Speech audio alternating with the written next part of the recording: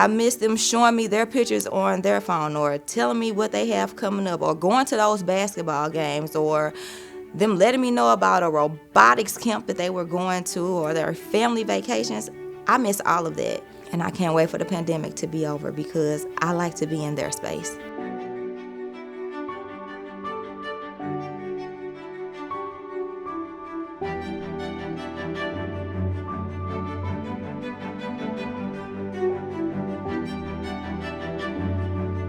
School is not just a place to come and learn their ABCs and 1, 2, 3s, but it is truly a place to come together, to learn social skills, to be with one another, to pray together. And so this is hard.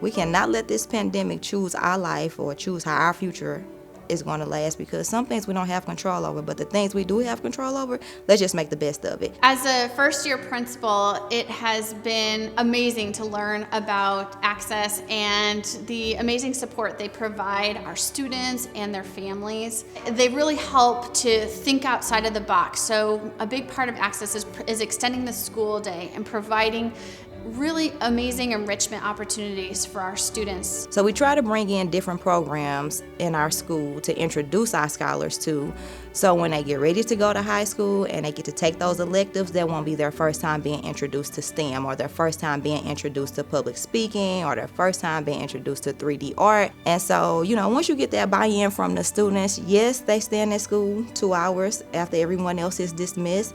Those 2 hours go by faster than they think. My favorite Access class right now is Science Club, because like 1 week we do an experiment, the next week we won't, but the experiments are usually pretty fun. And it's like something everybody could do, even if you're at home. It's something that the whole class could do. Our main focus is leadership. And we chose leadership because we are a predominantly Black elementary school, and a lot of our students are going to predominantly white high schools. We want them to be confident and be able to stand on their own.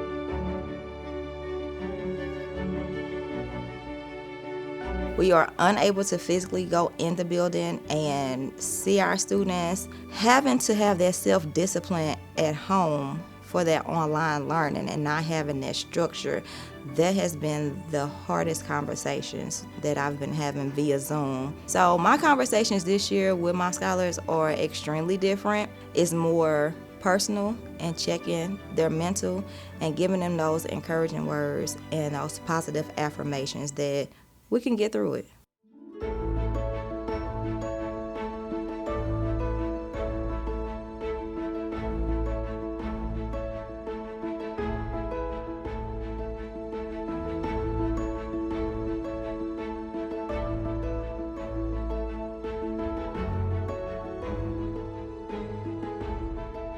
About 60% of our families that either lost their jobs or had a wage reduction because of the pandemic. The support from Access really is such a blessing to these families to be able to provide them some of these basic needs. I think we have done a great job of opening up that door of communication with our parents to letting them know we're here for you.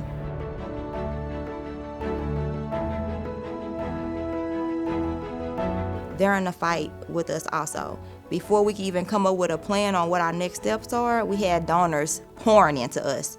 Without them, Access would not be where we are today. We wouldn't be able to have those emergency funds set aside for our high school students.